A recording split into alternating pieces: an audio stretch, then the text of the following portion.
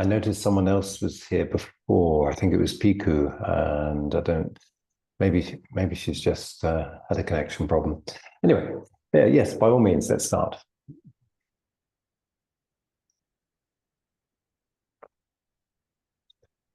So welcome to this SVT Dharma talk. And let's just start with a blessing. Namo tassa bhagavato arahato samma sambuddhassa. Namo tassa bhagavato arahato samma sambuddhassa. Namo tassa bhagavato arahato samma sambuddhassa. Okay, so today we're going to have a look at Sutta from the Majjhima Nikaya. It's Majjhima Nikaya 113, and it's the qualities of a true man. And I particularly like this sutta because it helps us inform about our attitude to our own experience.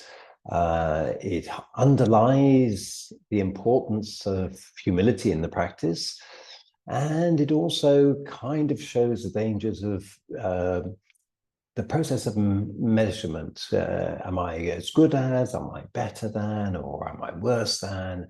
All of these things that we tend to do is part of our practice. And it gives us a real roadmap about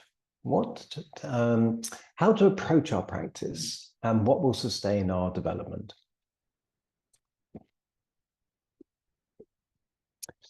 Thus have I heard. On one occasion, the Blessed One was living at Savatthi in Jeta's Grove, Anathapindika's park. There he addressed the students thus. Students, Venerable Sir, they replied, the Blessed One said this. Students, I shall teach you the character of a true student and the character of an untrue student. Listen and attend closely to what I shall say. Yes, Venerable Sir, the students replied, and the Blessed One said this. Students, what is the character of an untrue student? Here, an untrue student who has gone forth from an aristocratic family considers thus. I have gone forth from an aristocratic family, but these other students have not gone forth from an aristocratic family. So he lauds himself and disparages others because of this aristocratic family background. This is the character of an untrue student. So when we say lauds himself, it's kind of builds himself up, exalts himself, praises himself. And when he disparages others, well, this really is about treating other people with contempt. Somehow they are lesser,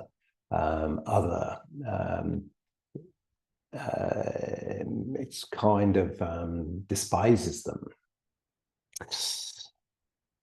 But a true student considers thus, it is not because of one's aristocratic family that states of greed, hatred, or delusion are destroyed.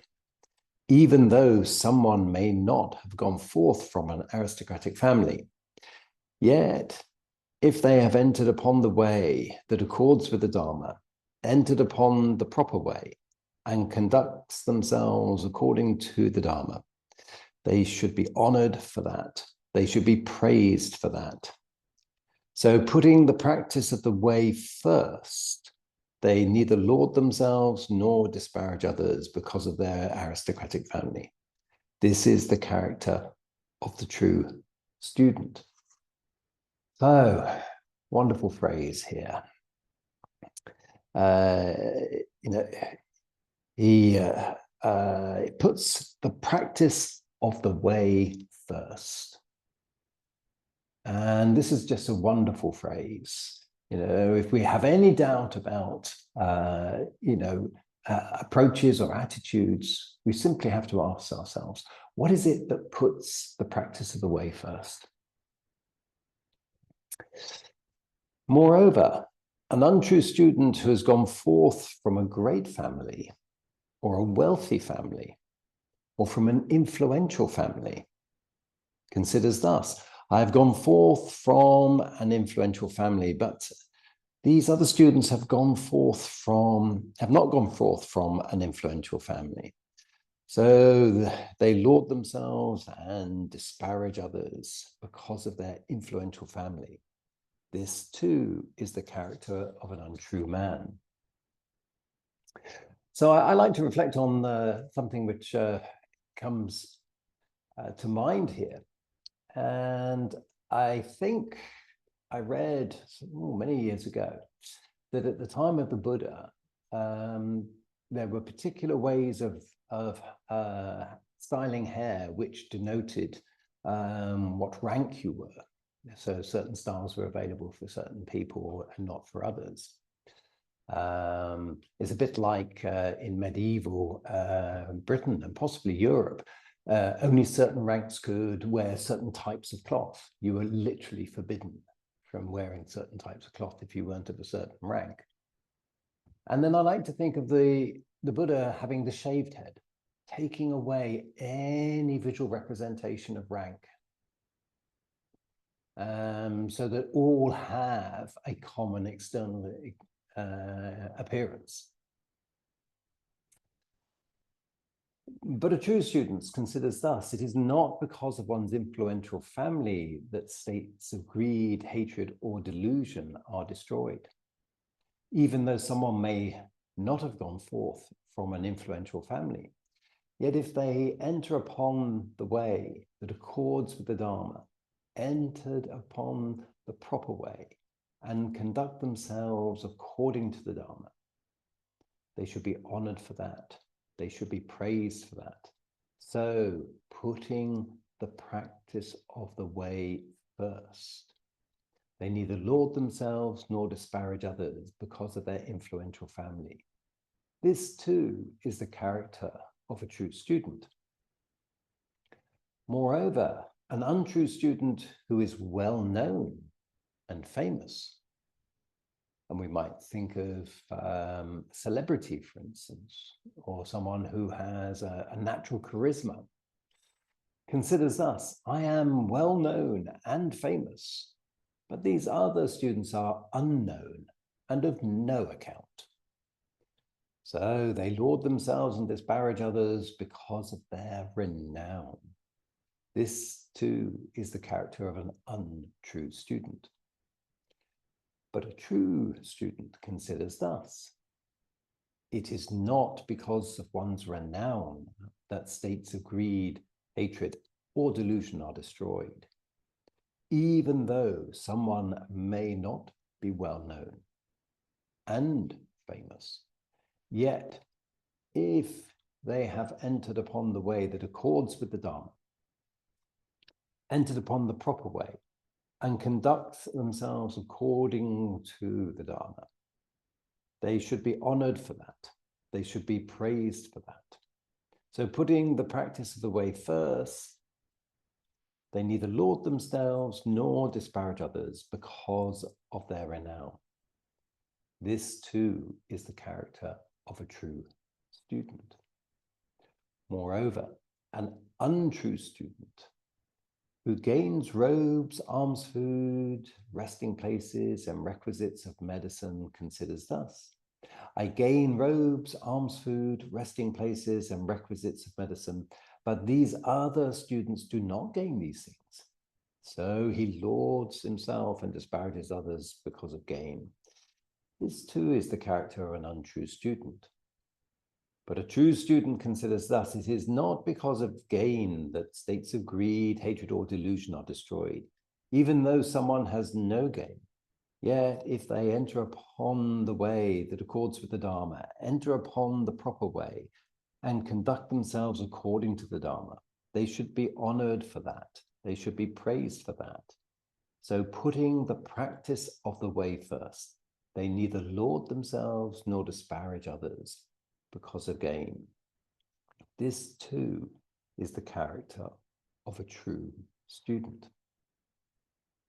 Moreover, an untrue student who is learned, who is expert in the discipline, who is a preacher of the Dharma, who is a forest dweller, who is a refuse rag wearer, an alm food eater, a tree root dweller, a charnel ground dweller, an open air dweller, a continual sitter,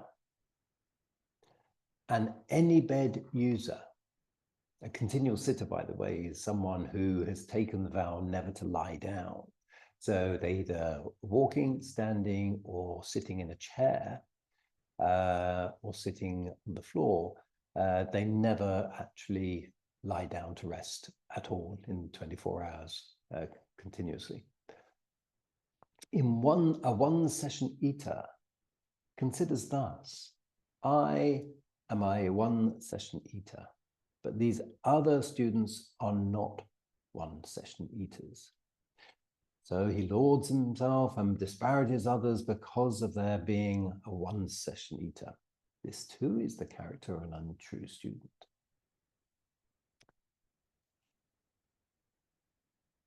But a true student considers thus: it is not because of being a one session eater or any of the other things that states of greed, hatred, or delusion are destroyed. Even though someone may not be a one session eater, yet if they have entered upon the way that accords with the Dharma, entered upon the proper way, and conducts themselves according to the Dharma, they should be honored for that. They should be praised for that. So putting the practice of the way first, they neither laud themselves nor disparage others because of being a one session eater. This too is the character of a true man. So here we have a complete inclusion, if you like, of all aspects of background and outward appearance of practice. And none of these things are a way to measure what's going on as the individual. So how does that impact us? Well, perhaps on retreat, we might feel that others are sitting longer than we are, or they're sitting stiller, or they're moving slower, or any other outward aspect. And what this is saying is the outward manifestation is in no way a reflection of what's going on internally. Yes, sitting for longer periods can be very helpful. But we can simply sit for longer periods because we want to be the person sitting the longest, or we can have other reasons for doing it. And so we must go beyond this outward appearance of things and reflect inwardly. And the second half, this it really begins to bring this out into relief in terms of our personal practice. Moreover, quite secluded from sensual pleasures, secluded from unwholesome states, an untrue man enters upon and abides in the first jhana, which is accompanied by applied and sustained thought, or initial and investigative thought. They consider thus: I have gained the attainment of the first jhana, but these other students have not gained the attainment of the first jhana. So they laud themselves and disparage others because of their attainment of the first jhana. This too is the character of an untrue man. So this is a very important statement here. There can be progress and, in inverted commas, success in the meditation practice with these distorted views. So it is not the gaining of jhanas which correct these views. And I think this is a very important thing to recognize. But a true student considers thus non-identification, basically not taking any experience personally. Non-identification, even with the attainment of the first jhana, has been declared by the Blessed One. For in whatever way they conceive, the fact is ever other than that. Now, this is a wonderful phrase. Let me repeat it. For in whatever way they conceive, the fact is ever other than that. So what we're saying here, what the Buddha is saying here, is that, our clarity of understanding is incomplete until the final stage of enlightenment. And so any way in which we look at something, conceive it, think about it, is always going to be distorted. There's going to be the distortion of our own personal perception, which is based on our memory, our past experience. These are going to distort the way we view our experience in the present time, whatever our meditation experience is. And then there is the distortion that comes from the fact that we don't know the truth completely. And that's true for everyone who's going through this process. They do not have a completely clear sight of this experience. This can only come at enlightenment. And so we have these two filters. One is a personal one based on our own personal experience and background from this life. And if you subscribe to past lives, then to hundreds of thousands of past lives. These are distorting ways of perceiving. And then there's the essential distortion, which comes from the belief that I am, for instance. And that is the very deep-seated conceit that is only given up at the last stage of progress in the practice. So however we view our practice, it's a distortion. So if we own the practice, if we make it me, we make it mine on my own, we're holding on to something which is itself a distortion. And so the Buddha is very clear about this. He says, don't identify with this. Non-identification, even with these attainments. And we're talking about the first jhana here, but we're going to go through all of the jhanas here. Adds to the distortion, adds to the delusion that we're trying to clear up. And so one of the things about recognizing this, not only that there's a need for the non-identification, but that however we view it, in whatever way they conceive, and here is talking about they, which might suggest all the untrue students, but it also includes all the true students, because even the way that the true student conceives, the fact is ever other than that. And so to hold on to experience is simply not helpful. It cultivates an aspect of the mind we're trying to relinquish away from, which is this identification. So putting non-identification first. So see how the phrasing has now changed in the sutta. Previously it said putting the practice of the way first. But now that we're in the practice and we're going through the jhanas, we're putting away putting non-identification first. So this is the primary thing. Release away from this attachment to views. And the process we release away is, of course, the 6 R's. Because the 6 R's are releasing away from anything that is unwholesome. And Bhante Ramsey had this wonderful definition of the unwholesome. Anything we take personally. So there's the identification. So by simply 6Ring, we are in our own way bringing ourselves back to a sense of humility. And it's important here to see humility as not as a derogatory term. And it's so easy to perhaps think of it in that way. Humility simply means that I know there is more to be done, that I am not complete yet. Yeah. And remember in Majjhima Nikaya 111, where the sutta is describing Sariputta's experience of going through the jhanas. And each jhana, it has this wonderful phrase, which basically, let me see if I can find it, because it would be a nice quote. It's only a couple of suttas back.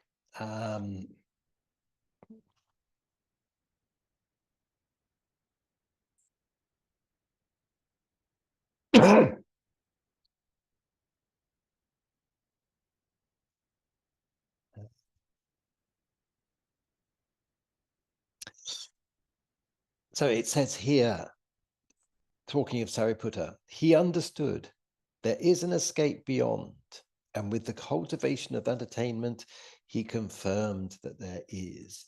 So this is the knowledge that things are not complete, that my understanding is not complete, that the experience I've attained is a stepping stone. It's not an end point. It's not something to be held on to.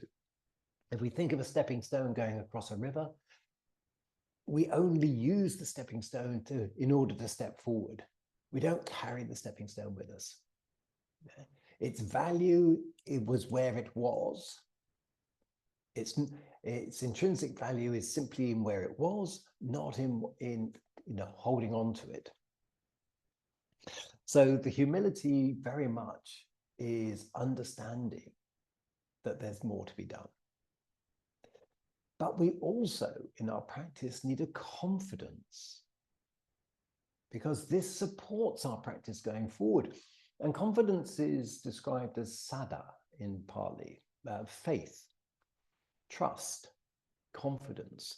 We need this confidence to know, A, where we've come from, but also B, that we're practicing in the correct way,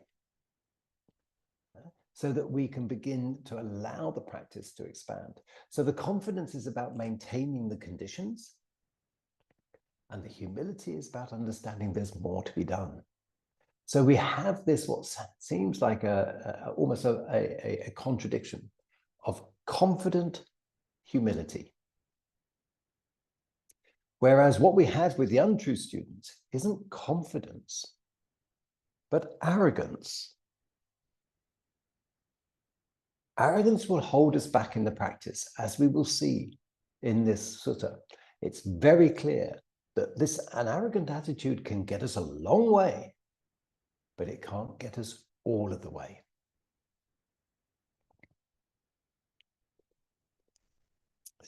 So putting non-identification first, the student neither lauds himself nor disparages others because of their attainment of the first jhana.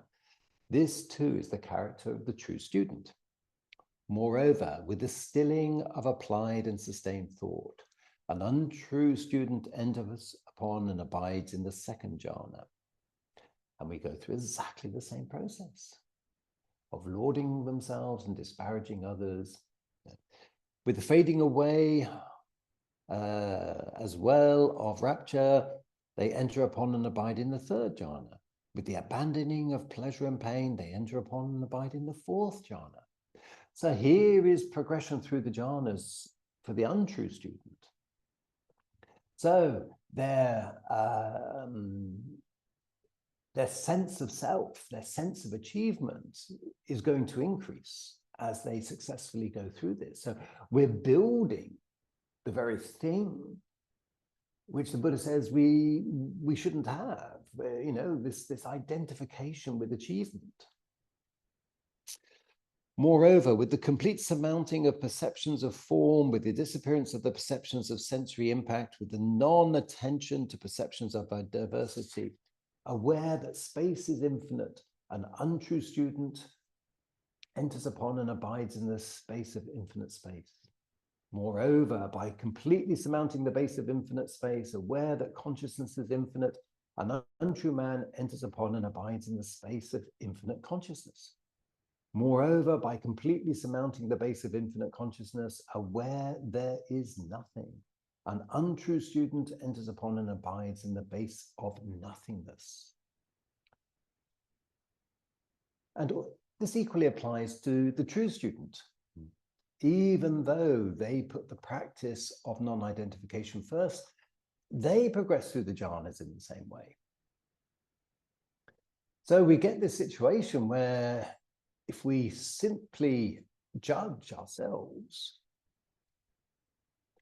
by the attainment of jhanas, we're not able to distinguish between the true student and the untrue student. Moreover, by completely surmounting the base of nothingness, an untrue student enters upon and abides in the base of neither perception nor non-perception. They consider thus, I have gained the attainment of the base of neither perception nor non-perception, but these other students have not gained the attainment of the base of neither perception nor non-perception. So they laud themselves and disparage others because of their attainment of the base of neither perception nor non-perception. This too is the character of the untrue student. But a true student considers thus, non-identification, even with the attainment of the base of neither perception nor non-perception, has been declared by the Blessed One, for in whatever way they conceive, the fact is ever other than that. So putting non-identification first, they neither laud themselves nor disparage others because of their attainment of the base of neither perception nor non-perception. This too is the character of the true student. So even up to the base of neither perception nor non-perception, we can feel this sense of progress. One student identifies with it. This is me, this is mine, this is my own, this is my achievement. I have done this. The other student has a non-identification. And the non-identification sees that this is a process that they're not in control of. They maintain the conditions and the process evolves.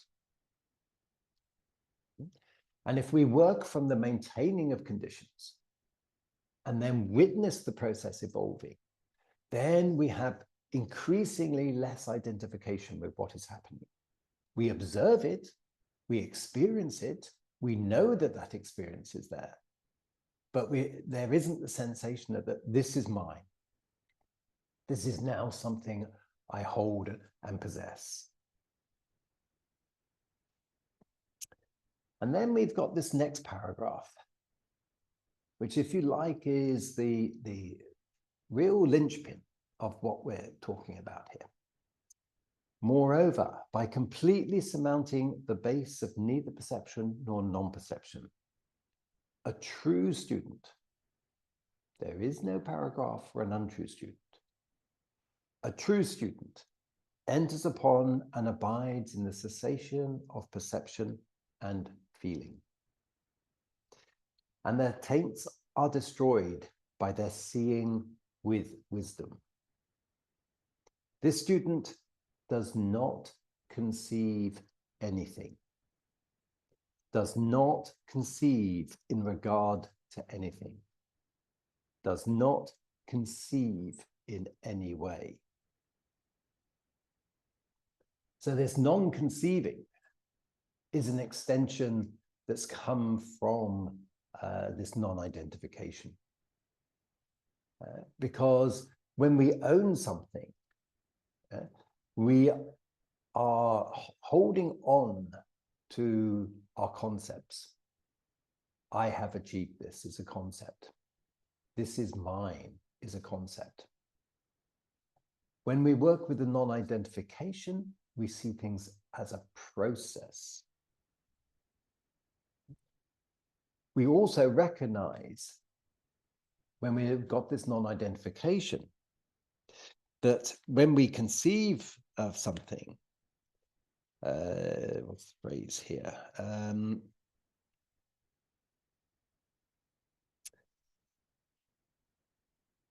me just...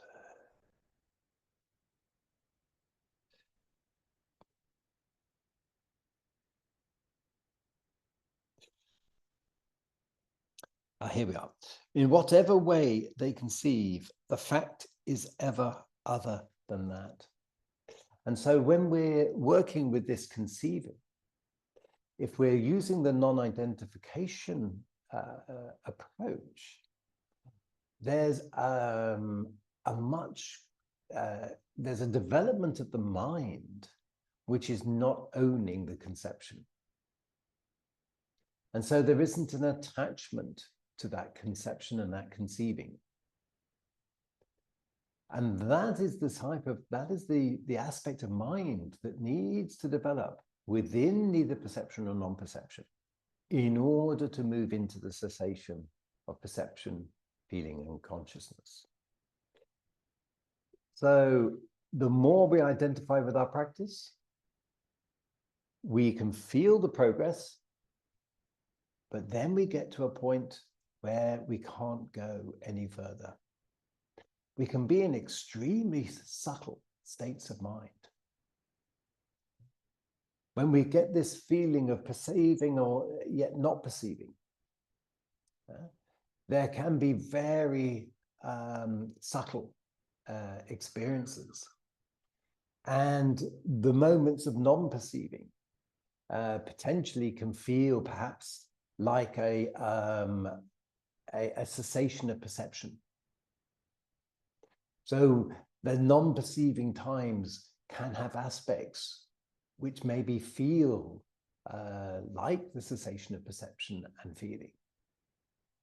But do they actually generate what a true cessation of perception and feeling does, which is essentially substantial behavioral change? And this is why the way to view our practice isn't about, have I achieved levels? Because remember, the Buddha said that you can move to the cessation of perception and feeling from jhana 1.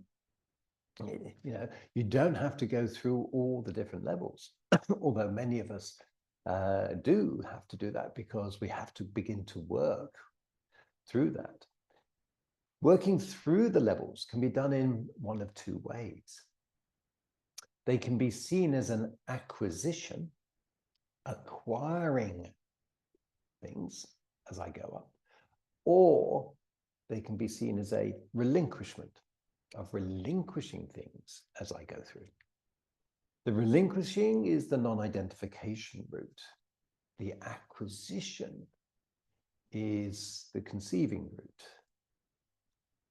And they're different aspects of the same practice. Ultimately, the relinquishment route is what's required for the cessation of perception and feeling that touches nibbana. And how do we judge? Well, it has to be a personal judging. And what framework do we use? Well, clearly, not the framework of have I experienced the jhanas, because that's available to an untrue student as well as a true student. So there needs to be something else. And that something else is behavioral change. If we feel that we've developed to the point where we've experienced cessation of perception and feeling, then the way we test ourselves is to see, is there a difference? Not immediately after that, because there can be many different states which give some of the symptoms that we might associate with that cessation of perception and feeling.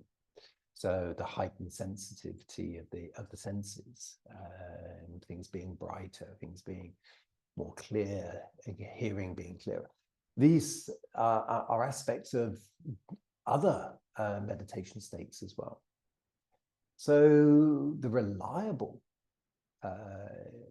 analysis, if you like, for us personally is, do we, in the days, weeks, and months after a cessation experience, notice behavioral change? Do we notice things are different? Do we catch ourselves responding in different ways, or wondering why we're not responding to what previously would have triggered us? And this is where we gradually build up the confidence around whatever experience that we've had, that we begin to establish, maybe there is something that's lasting that's happened here. And the Buddha said that ultimately it has to be a self-assessment as to where we are and what our experience is.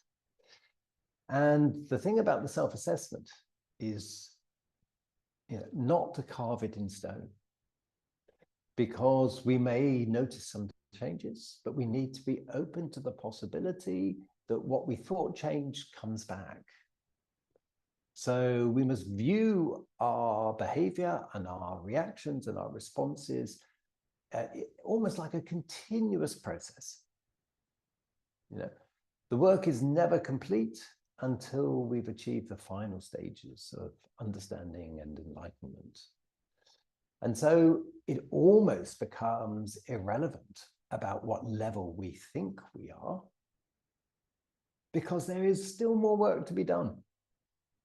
And so the humility and the confidence needs to be in balance again. Confidence in the practice, because it's effective. And this is one of the attributes of the practice, that it's immediately effective. We notice the 6 arts, we notice that we are able to do something immediately. But the Buddha said it's a come and see practice. So that's the onus on us to see what it's actually doing. And he's also described the process as a gradual process.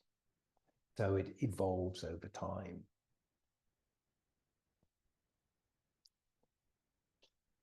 This is what the Blessed One said. The students were satisfied and delighted in the Blessed One's words. So that's the end of the sutta. I'd like to open it up for any reflections that you might have on that, or any questions around practice, around the content of the sutta, things you were comfortable about in its description, things you were uncomfortable about it. The Buddha praised questions.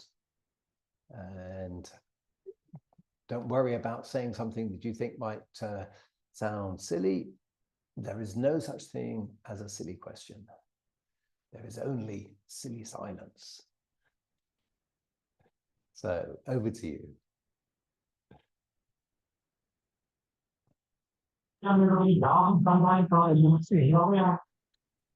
had a question in relation to, you said earlier, a person in 24 hours can do walking, sitting, or standing, but not sleeping. What is that category? I've never heard of it earlier. Oh, it's a undertaking that some dedicated students or monks will give. And there's been cases where people have for 40 years never lain down. So they sleep in the sitting up position. It's a discipline that some people choose to take on for themselves. But it's not necessary for practice, but some individuals may find it's beneficial. And takeaway for me from this lecture is the word relinquishing rather than acquiring. Whether the more and more you go forward, you actually relinquish rather than acquire. That's right. That's very nice. Yeah. You see, I personally feel it's an enormously helpful. It relieves a burden for me when I think of my practice in those terms. If I think of it as acquisition, and it's very human to think of it as acquisition, that my practice has evolved, and now I've achieved this state, and from this state I can achieve this state, and from this state I can achieve this state. But the difficulty there, and it's alluded to very beautifully here, as this conceiving is ever other than what we think it is. So if we attribute our achievements, if you like, in a particular way, we're building on a concept which is not one that's seen clearly. Yeah. And Yeah. if we, That okay, is I can't quite, identification. it's identification, yes. More Yeah. and more you identify. And if you more and more identify, you're actually, the way I think of it is you begin to intellectualize your practice.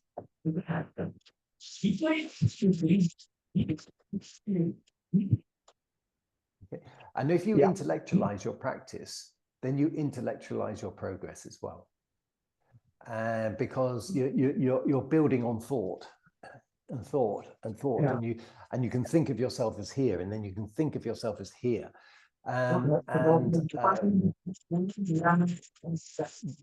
What's being described is that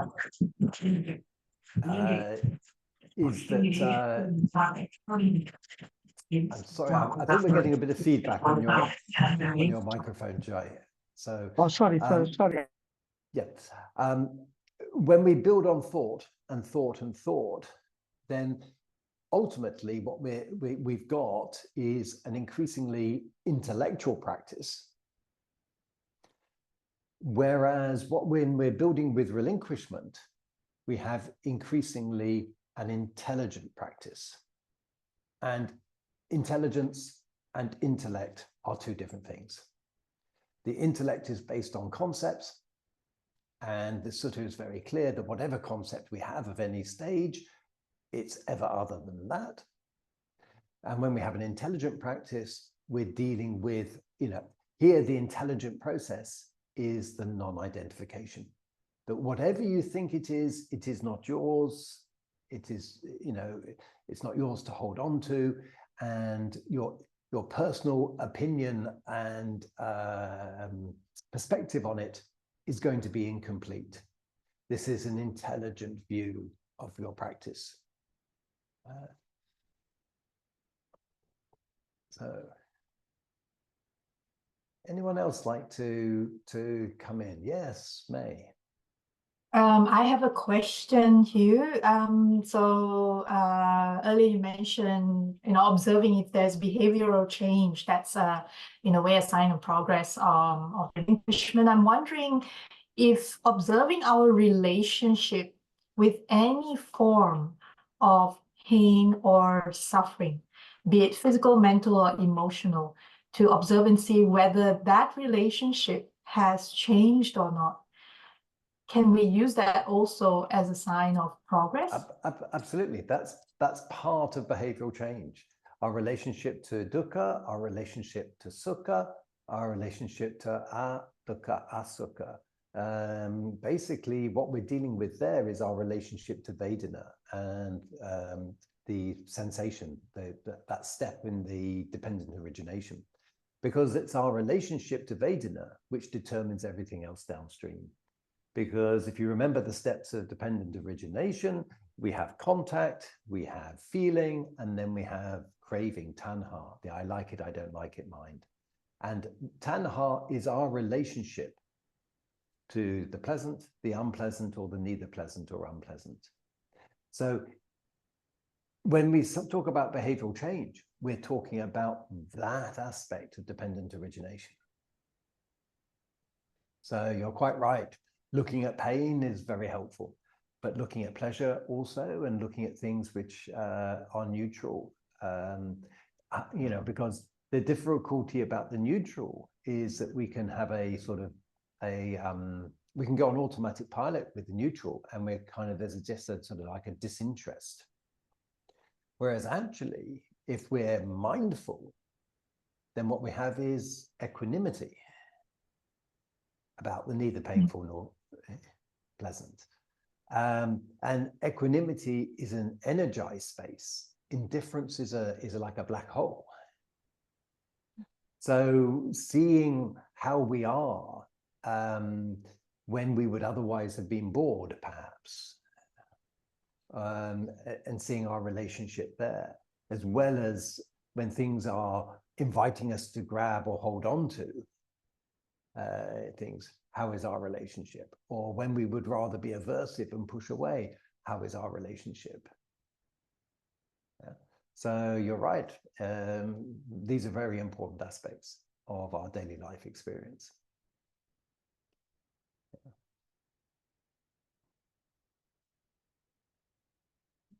So would anyone like to come in? Please ask me if the choice of sutta is helpful or not, because it's not one that's often used in a retreat setting. But it is one that I personally find very helpful to come back and touch every now and then.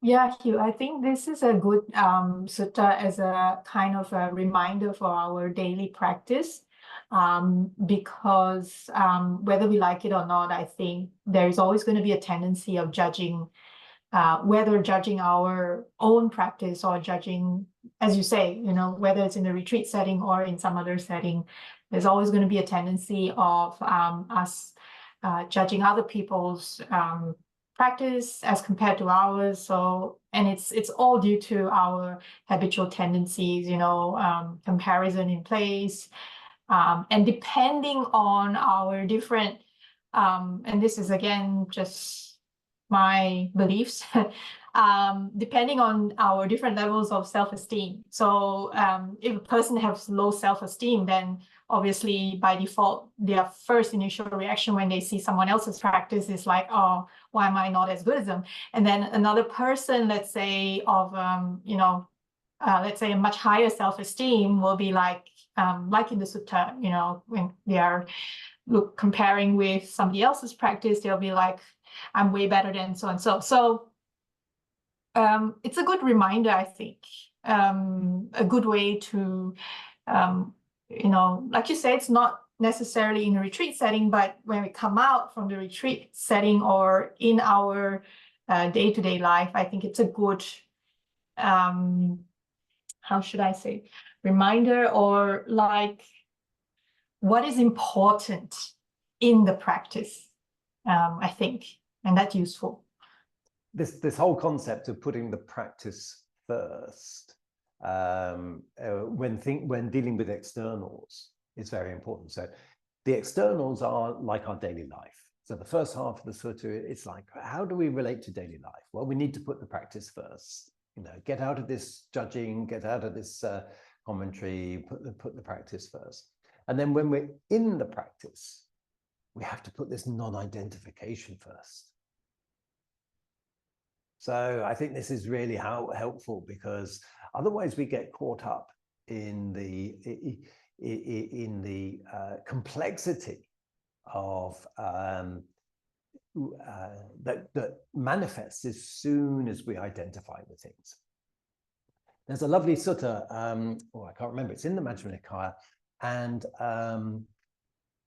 some wealthy person is coming to see the Buddha, and he comes into this environment, and there's a room full of monks and lay people, and he goes to speak to one of the monks and goes, which one's the Buddha? And the monk has to explain, oh, he's the one over there with his back to the pillar. Now, we can easily fall into the trap to think, well, the Buddha, fully enlightened, I mean, surely he was just radiating and glowing there, and, you know, his presence would have been, you know, obvious. But here's a sutta where clearly he was, in some respects, indistinguishable from the people around him. You know, it was not immediately obvious who the Buddha was. And this, you know, this also kind of underlies the fact that it's not the externals that are important here. So many representations of the Buddha show him as surrounded sort of perhaps with a halo or glowing light and all the rest of it. And indeed, just after his enlightenment, when he was walking towards, traveling towards his 5 friends, but hadn't yet reached there, someone did come across him as he was walking along the road or the path, and he said, "Oh, you know, you're very radiant. You know, you've got a clear skin. You're glowing, and this sort of thing." And he said, "What is it?" And the Buddha basically said, "Well, I've understood truth." And this person goes, oh, okay, well, if you say so, and walks on. So, you know, there isn't something necessarily that's deeply charismatic about the person who understands truth.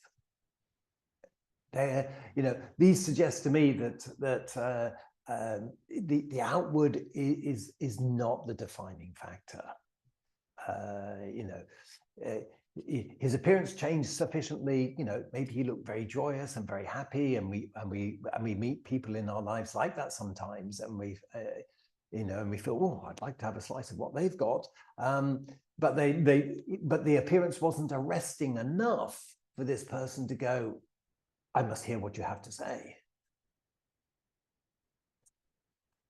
And the way we are in modern life is so outwardly orientated, so judgmental about the externals.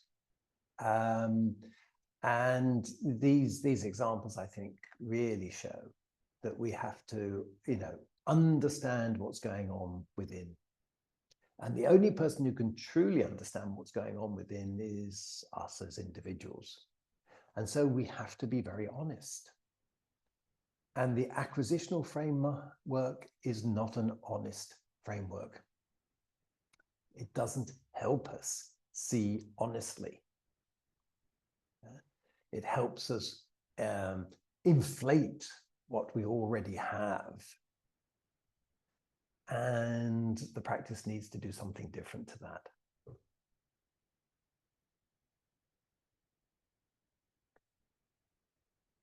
Any other comments? Shreya, how have you got on with this? Hi, can you hear me? Yes, very clearly. So I honestly really loved the session. I mean, I think like you've mentioned a lot around humility and confidence, something I don't think I've heard about that before. So like I even like when you were explaining about confidence, you said something like, you know, it's in practicing the correct way. So, you know, you have to have that sadha, that faith and that trust. And I did have a question at that time that like whenever I do practice, whatever little time I get to practice, this is something that I do lack at times. I mean, I don't know how much of that faith and trust am I keeping in the practice. So like, how do we actually keep that confidence while we are practicing actually? Okay, well, this is a lovely question. One of the real strengths of Bhante Viram's teaching is this process of the 6 R's. Recognizing when our mind's being distracted. Well, sooner or later, we will recognize. We may not recognize immediately, but then we will recognize. And the difficulty here is not to go into judgment. Okay, so here's the worse than, better than, same as state of mind. You know, I can't meditate. Other people will have caught this earlier.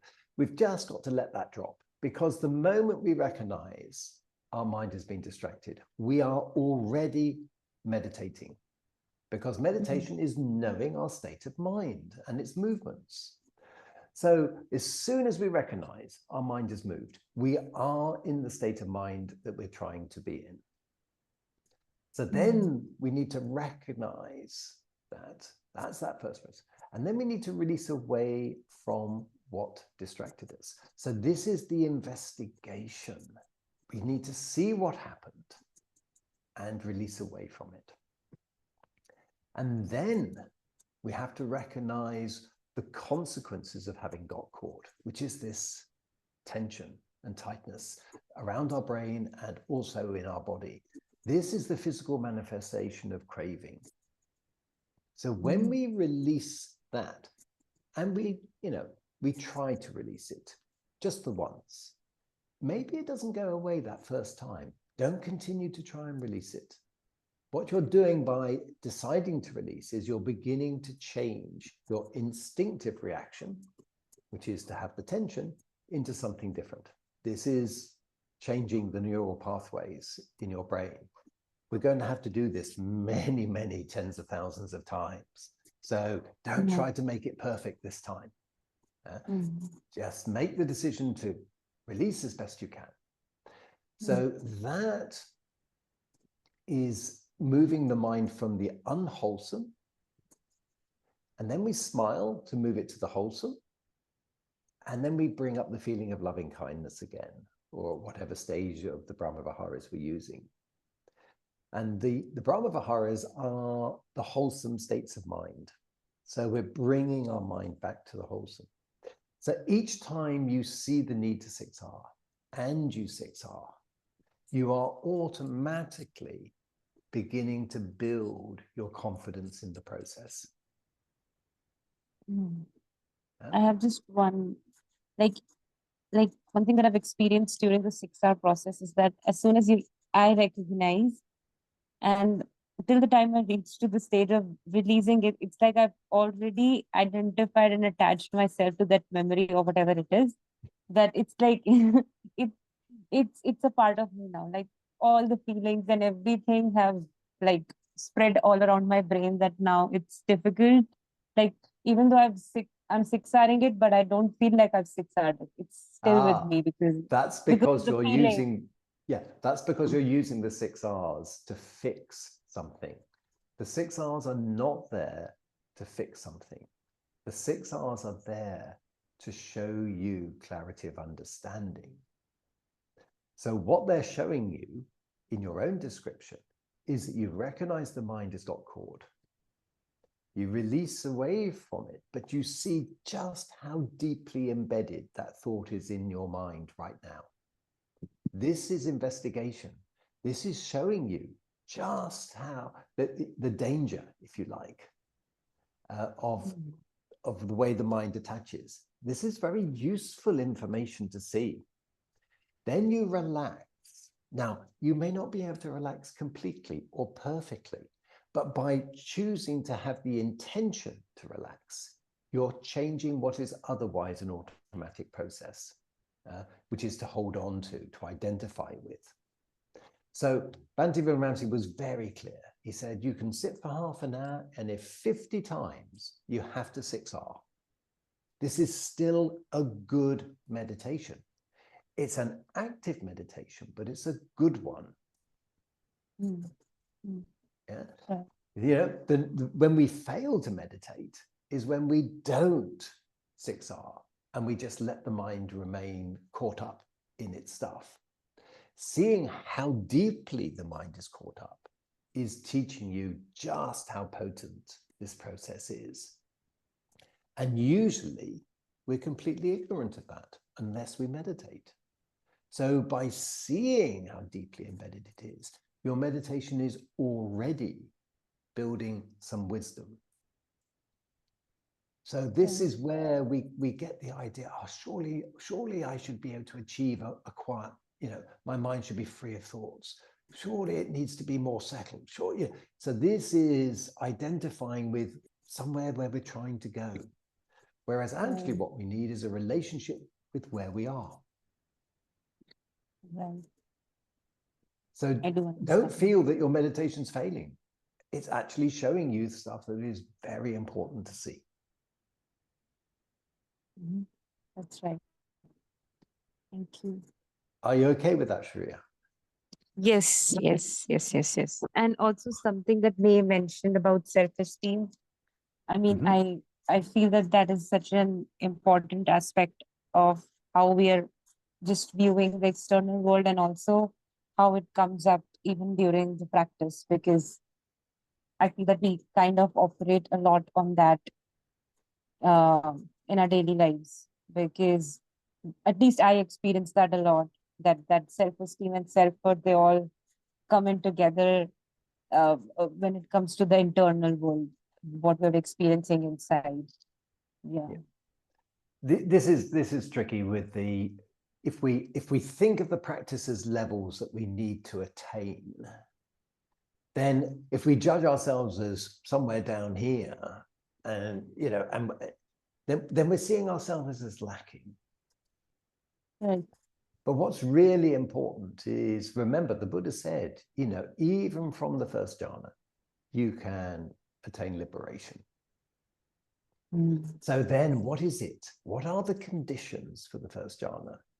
What are the conditions which set up my mind so that it's able to understand and to learn directly from experience?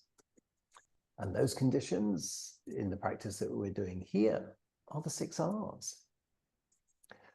What we're looking to do is cultivate this collected mind and allow it to stay on the object of attention, which is the mind's movements, so that we understand, we learn. Right. And so, you know, we can get attached to certain states of jhanas. You know, infinite space is really quite a nice place to be. But the infinite spaceness of infinite space is only a signpost. But if we hold on to the signposts, we're not going to progress.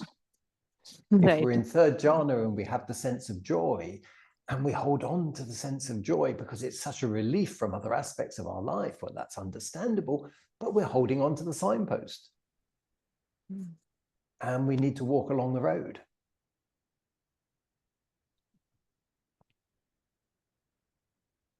That's right. Thank you so much.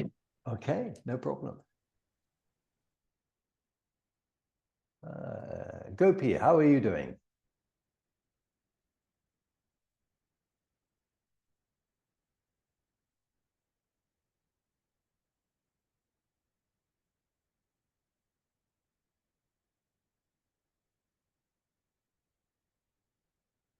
I'll give you a little time to come online. Paul, any reflections on what you've heard? Hello, good evening. Oh, hello, Gopi. Very good to hear from you. Here is raining heavily, that is why I'm not able to hear you. Okay, were you able to hear the talk? Sorry? Were you able to hear the talk on the true student and the untrue student?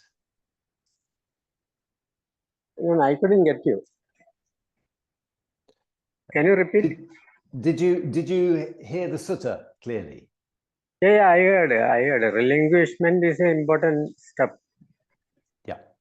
We are relinquishing so that we are becoming emptiness. Yes. Yeah.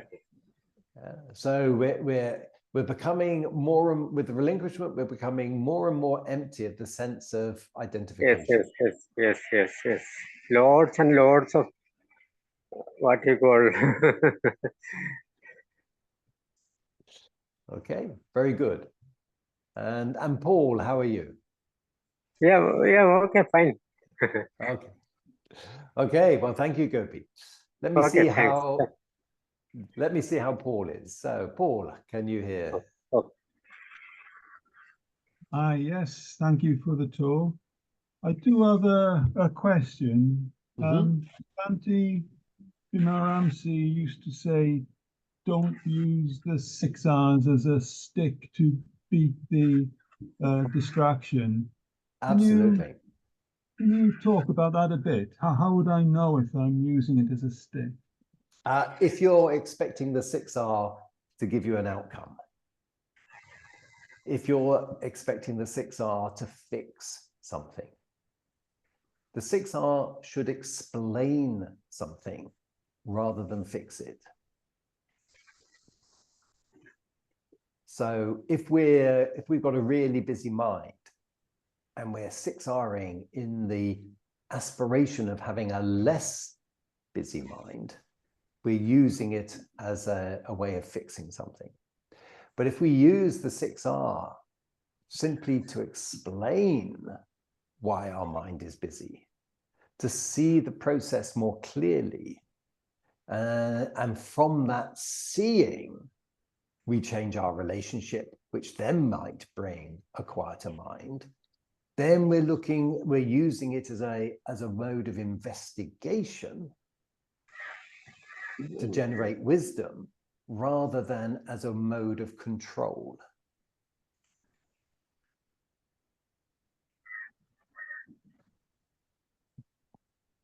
Does that go some way towards answering your question? I think so, yes. So when you 6R, you're not, it's sort of independent of the distraction itself. Every time you 6R, it's the same no matter what the distraction is, presumably. Absolutely. And right. the way I think of it is that this is why I like the smile step in the 6Rs, because usually when I 6R, I'll end up kind of quietly laughing at my, with my mind about how things got so sticky, rather than feeling disappointed that they had got so sticky. And the laughing is recognizing what the process was. I got caught up on that. Okay. Now I see that. It's like a aha, rather than I need to get somewhere. I need to use the 6Rs to get somewhere. So the 6Rs encompass all of the factors of enlightenment. So the factors of enlightenment are that you have mindfulness, and with mindfulness comes investigation. And when you start to investigate, you have a sense of joy. The joyful mind then begins to calm down. That's the tranquility. With the tranquility, the collectedness increases, and with the collectedness, we get the equanimity. So those steps are present in the 6Rs. So first of all, we recognize that the mind has been distracted. Well, here's the investigation. And then we release away from, and as part of the factors of enlightenment, there's energy. And so we then use the energy of to redirect the mind, to release away from the distraction. So we have to have an intention to do that. That takes a little energy. And with that, we relax then around the brain. And when we relax around the brain, we drop away this attachment that we have to taking things personally. And with that comes a sense of joy. There's a lighter feeling in the mind. We smile. And with the smile, or with the release of the tension, the mind begins to calm down. And with the smile, there's more joy. And then we come back to place our attention, which is now collected, onto the object of attention, which is the loving kindness. And as we get more and more used to doing this, we're able to maintain a much greater sense of equanimity around anything that comes in. So the 6Rs have this aspect of the factors of enlightenment in them. But if we use them as a stick, we're not using the factors of enlightenment at all. We're choosing to suppress or control the distraction. Whereas what Bhante, one of the real strengths of Bhante's teaching was that the distractions, the hindrances, are our teachers. They're not something to be suppressed and ignored and held down. Yeah? The fact they become less and less sticky as we understand what they have to tell us and apply it through the 6Rs. Then we generate a freedom, which is a light freedom, an expansive freedom, not a holding or controlling freedom.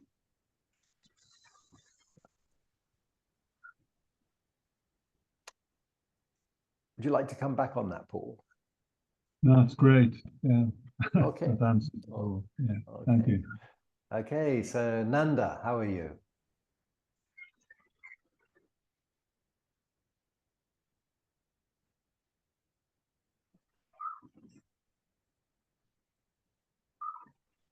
Thank you very much. Excellent talk. Thank you very, very much. Okay. Do you have any questions around it? No, thank you very much. Okay, well, thank you for joining us. And let me just move on to, is it P or Pi? How are you?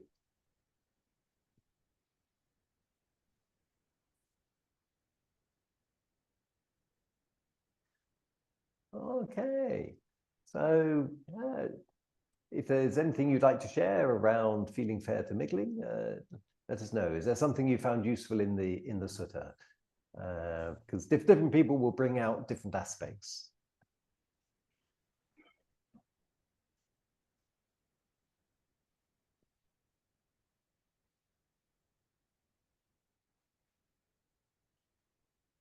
Okay, well, thank you for joining us anyway. And Jay, anything else you'd like to ask? Oh, thank you so much. Thank you. Okay, well, thank you. I And like the May. explanation of 6R.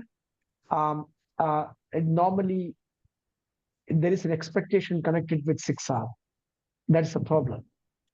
So, like Bande says, it's not a tool to achieve something. It's a process by itself, and just it goes on. But normally, when our initial understanding is that recognize, release, relax, raise, smile, return. Once you do this process, there is something to follow up. Something is going to come with that. No, it won't. Nothing comes to that. No, it's about the 6 R's are about maintaining the conditions. And if we maintain the conditions, then the meditation unfolds on its own. It's not about achieving the meditation. It's about maintaining the conditions. So it's about watering the plant or the seed and allowing the seed to grow on its own.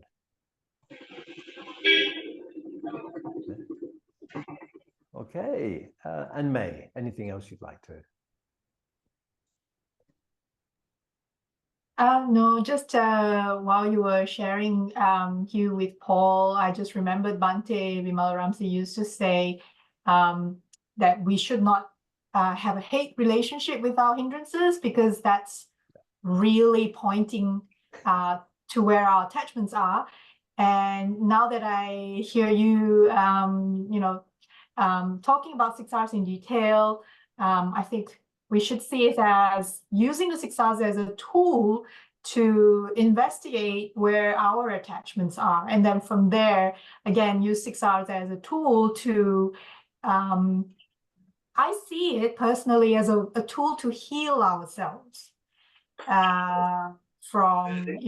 Heal ourselves from, whether be it our hindrances, our trauma, our negative habitual tendencies, whatever it is, it all comes under the big umbrella of hindrances, so to speak. So that's how I see it, at least.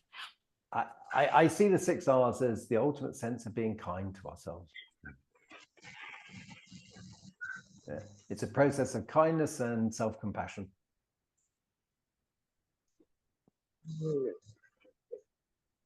Okay, so if there's nothing else, let's close with the closing prayer. May suffering ones be suffering free, and the fear-struck fearless be. May the grieving shed all grief, and may all beings find relief. May all beings share this merit that we have thus acquired for the acquisition of all kinds of happiness. May beings inhabiting space and earth, devas and nagas of mighty power, share this merit of ours. May they long protect the Buddha's dispensation. Sadhu, sadhu, sadhu.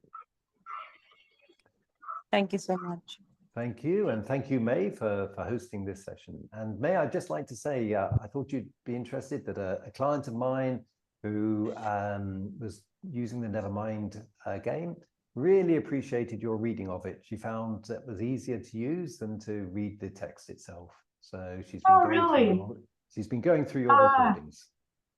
Oh, that's good to know. I've been playing around with different forms of, as you know, I teach piano, and it's made me realize how different students learn through different ways. Sometimes some students picked up better through listening to the instructions, others picked up better through the feeling and touch of how the hand and arm movement, others learn in different ways. So it's always a challenge. So thank you so much, Hugh, for spending your time with us this Sunday. So I hope that either you or Sarah can join us in another Sunday in the near future. That'd be great. All right. Thank you very much, everyone, for your contributions. Okay. Sadhu, sadhu, sadhu. Sadhu, sadhu, sadhu. Bye-bye.